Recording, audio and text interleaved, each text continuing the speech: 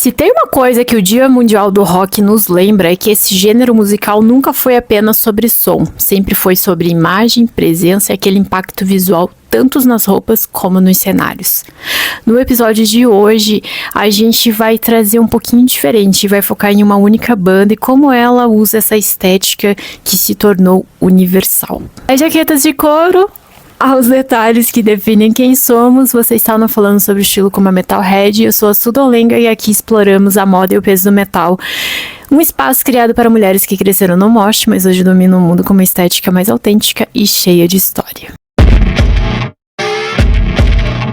Para entender o porquê o couro e o rock andam sempre juntos, e isso é bem óbvio, mas a gente precisa primeiro voltar lá no tempo, entender a própria história da jaqueta de couro, que nasceu por uma necessidade bem utilitária. Durante a Primeira Guerra Mundial, os pilotos de avião eles precisavam de algo que protegesse do frio extremo e também do vento congelante ali das cabines que eram abertas. O couro, então, de alta gramatura, digamos assim, ele era o único material capaz de isolar o corpo daquelas condições climáticas mais extremas. Pouco tempo depois, ali em 1928, um designer chamado Iver Scott, eu acho que é assim que pronuncia o nome do cara, ele criou a primeira jaqueta de couro voltada especialmente para os motociclistas e foi chamada de Perfecto.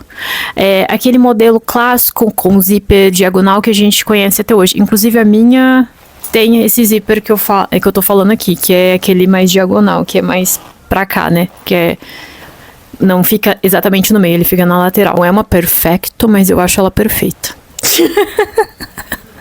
O zíper diagonal, ele tinha uma função técnica, digamos assim, que impedia que o vento entrasse no peito, né, do piloto enquanto ele estava inclinado ali na moto. O couro, ele surgiu ali como uma funcionalidade de proteção, né, para quem vivia exposto no asfalto e com velocidades altas, ou trabalhos que exigiam uma certa exposição em meio ao clima mais extremo.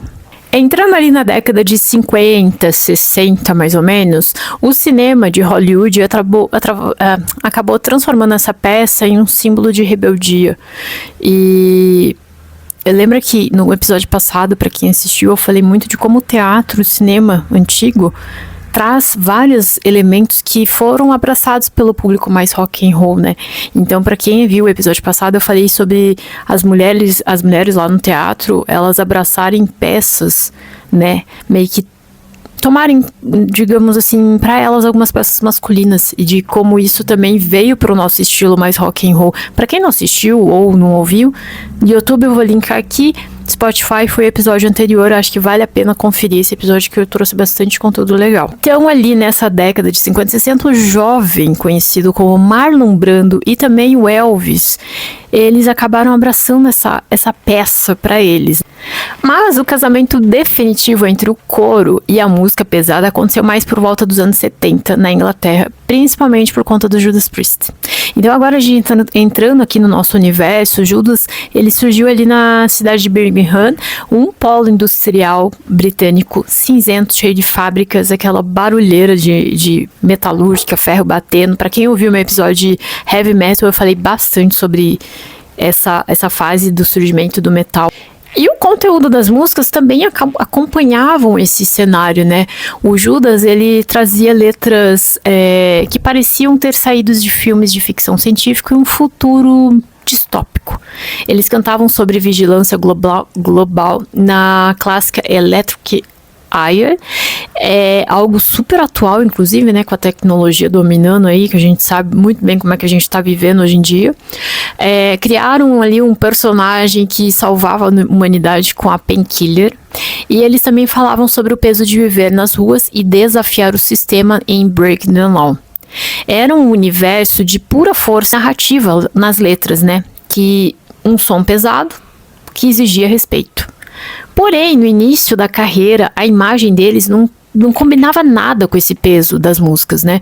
Como a maioria das bandas na época, eles usavam o que era muito comum ali nos anos 70. Batas de seda, cores vibrantes, calças boca de sino e aquela herança mais estética de movimento paz e amor que a década anterior trazia, né?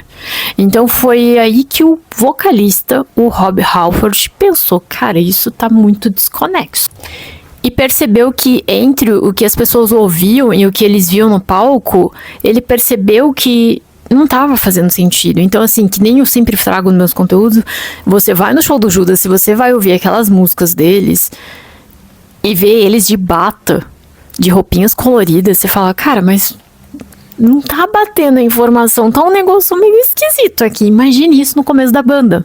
Então foi aí que eu fico pensando, se o Rob não tivesse percebido essa questão visual que tinha que acompanhar as letras, eu fico pensando, será que eles estariam fazendo sucesso hoje em dia? Porque a gente eu acho que ia ser uma banda meio que assim, esquecida talvez, né? Ou até alguém falar, cara, vocês precisam acompanhar esse visual aí com as letras que vocês trazem. E o Rob Halford, que sempre foi um homem de visão mais artística, apurada e atento às subculturas urbanas, ele decidiu que a imagem da banda precisava acompanhar essa potência sonora do heavy metal, né? Então ele começou a frequentar lojas mais alternativas de nicho em Londres, locais onde ele encontrou peças de couro, boinas, tiras de fivelas, amarras, botas de cano alto, enfim, vocês sabem, todo aquele look que ele usa e a gente tá acostumada e que também veio pro nosso guarda-roupa. Até boatos de que rola até hoje. Quem será que usou o couro primeiro? Foi o Rob Halford ou o Freddie Mercury? Porque o Fred também, ele surgiu naquela época usando algumas peças de couro, né? Mas, assim, a grande inspiração do Rob para esse visual foram as famosas ilustrações do Tom of Finland, um artista reconhecido mundialmente pelos seus desenhos de estética BDSM e homoerótica. Numa época em que o mundo era extremamente conservador e o rock pesado ainda mais, o Rob Halford, ele que ainda não tinha se assumido publicamente, né, sobre a sua homossexualidade, viu ali uma oportunidade perfeita de expressar a sua identidade através da moda. Inclusive, a ideia de mudar o visual da banda teve total apoio dos guitarristas e o Rob, ele abraçou essa estética imediatamente, né? E assim, o mais curioso é que anos mais tarde ele quebrou o mito de dizer com muito bom humor que aquilo nunca foi só sobre práticas mais quentes, mas sim sobre o poder de imagem, né, da contracultura e da expressão artística. Ele tinha essa visão de que como a imagem podia realmente fazer ele crescer, e se o foco dele era a banda, ele buscou isso da melhor maneira possível, porque hoje em dia a gente vê uma jaqueta de couro, não tem como não lembrar do Rob Halford, toda aquela estética mais fetichista, né? Eu coloco uma jaqueta de couro, eu lembro automaticamente dele, e eu sou muito fã do Rob. E assim, o Rob, ele comprou essas roupas por conta própria e começou a customizá-las no camarim, cravando ali, tipo, colocando umas taxas, uns spikes de metal na jaqueta, nas boinas, nas peças que ele estava usando ali, né? E quando ele apresentou esse visual para os outros integrantes, a banda inteira entendeu o poder daquela imagem. Então eles adotaram o couro preto, né, do pé à cabeça, adicionando ali umas correntes, uns metais, para dar aquele toque especial que a gente tanto gosta. Hoje em dia, se você for ver, a jaqueta de couro, as roupas de couro, elas são basicamente um uniforme, né, uma assinatura de estilo dentro do rock, porque é a mesma coisa, você vai de bata num show de rock, num show de metal. É até normal a gente usar umas batas, às vezes, nos shows, dependendo do estilo dentro do metal, dentro a vertente, né? A gente sabe que tem alguns estilos que realmente tem essa forma de se vestir com algumas batas, por exemplo, folk, o viking, o gótico. Tem umas peças que são mais assim.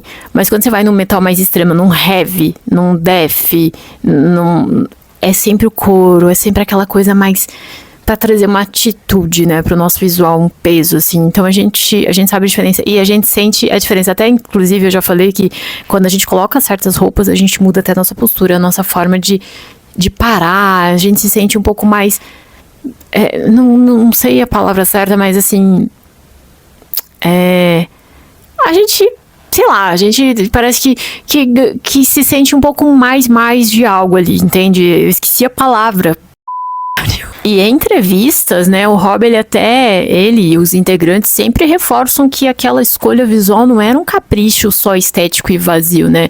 Tinha sentido total em tudo aquilo, porque o couro trazia a seriedade e o cru da música ali, daquele peso que eles trabalhavam, né, nos CDs, nas músicas, nos shows. E eles queriam que o público para ao olhar ali a banda, né, sentisse o mesmo impacto que sentia ao ouvir o som deles. E o impacto foi tão avassalador que em poucos anos todo o cenário global de rock e do metal abandonou aquelas roupas coloridas e acabou adotando um visual mais preto, texturizado, aquele estilo criado pelo Judas. Assim, eu digo abandonou, digamos assim, não 100%, né? Vamos abrir aqui um parêntese, porque eu já trouxe os outros estilos aqui. A gente sabe que o preto é o que domina, normalmente, o estilo do rock e do heavy metal, porém, a gente sabe que tem o pessoal ali do glam, o pessoal ali do hard rock, que vai um pouco mais para esse estilo colorido, porém, eles têm um porquê das peças serem daquele jeito. Então, assim, a gente não estou generalizando aqui, né? Então, tem alguns elementos, alguns núcleos dentro do metal, poxa, moto, que ainda tem essa questão das cores, porém, eles adaptaram pro estilo, né, que eles fazem parte. E tem algumas músicas ali, como a Hellbent for Leather, de 78, que é a mais óbvia, que é praticamente um hino da imagem clássica do Judas. Motocicletas, jaquetas de couro, rebeldia e velocidade. A expressão Hellbent for Leather virou uma das marcas registradas da banda, como também Leather Rebel, de 90, ali do álbum Painkiller. O próprio título já entrega o tema, né? Um rebelde de couro. A música traz aquela energia agressiva e veloz típica da fase Painkiller. Eu amo Painkiller, gente, sério. E como eu sempre falo aqui, né? A roupa é uma mensagem antes mesmo de falarmos, e isso também acontece com a música, né? Toda essa história mostra que o Rob, ele usou a moda de nicho e da subcultura para criar uma imagem de poder que acabou sendo copiada pelo mundo inteiro, transformando o que era chocante em algo clássico e atemporal.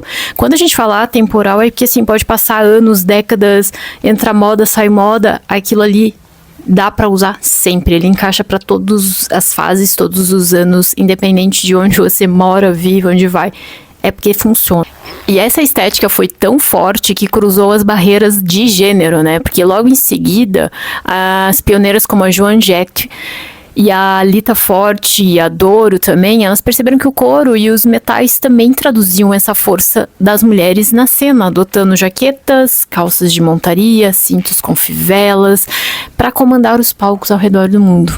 E o grande segredo aqui, para trazer essa herança rica do Judas, né, para sua rotina mais atual, está justamente no equilíbrio, né, que eu sempre falo aqui de... Você pode usar bastante couro, mas às vezes você não precisa estar inteira de couro, sabe? Você pode estar com um jeans bem classicão, aquele jeans mais claro, um jeans mais lavado. Põe a jaqueta. E aquela básica branquinha embaixo. Gente, sério, assim, parece que é o look perfeito, é o look básico, mas que funciona, sabe? E assim, só complemente com uns acessórios, uma correntaria, uma pulseira, talvez uma bota. A bota traz também um visual bem mais impactante. E digamos que a bota traz um lado mais até sensual quando você coloca, né? Eu tô falando isso para as mulheres, mas homens coturnos também funciona muito bem. E você já conhecia essa história do Rob Halford com o couro? Da jaqueta da aviação, do estilo mais... que começou como utilitário e virou algo assim que é basicamente a marca registrada de quem é do rock e do metal. Você tem uma jaqueta de couro no seu guarda-roupa? Me conta aqui qual a peça preferida de couro, não precisa ser necessariamente a jaqueta de couro que você tem aí no seu guarda-roupa. A minha é a jaqueta de couro, basicamente, porque eu já tentei usar outras peças e não encaixou pra mim. Pra mim tem que ser a jaqueta. E também lembrando vocês que toda a descrição do vídeo, né, aqui abaixo, tem links, tanto das parcerias que eu tenho com cupons de desconto de lojas de roupa, acessórios, e também dos meus 2 e-books que eu lancei final e começo do ano agora, de estilo autêntico para mulher na fase adulta, né, que gosta desse estilo mais rock, mais alternativo, e também sobre acessórios, né, dicas e várias ideias de como você consegue trabalhar o que você já tem no seu guarda-roupa e até mesmo ver o que faz sentido e o que não faz, e alguns desafios que eu acho bem legal, assim, que eu coloquei lá nos e-books para você poder fazer no seu dia a dia e poder entender um pouquinho mais do seu visual. Gente, eu espero que vocês tenham gostado do episódio de hoje. Vejo vocês na próxima semana. Inclusive, essa semana, esse mês a gente tem um episódio extra aqui, que é do Dia Mundial do Rock. Então, dia 13, estarei aqui com um episódio bem exclusivo pra vocês. E já me acompanha aí nas redes sociais também, né? Quem gostar do meu conteúdo aqui, pode me acompanhar no Insta, no TikTok. E também, já aproveita e se inscreva aqui no canal. Se você tá vendo pelo Spotify, siga o Spotify, né? O podcast. Avalie, comenta, curte. Espero ver vocês na próxima semana. Um beijo.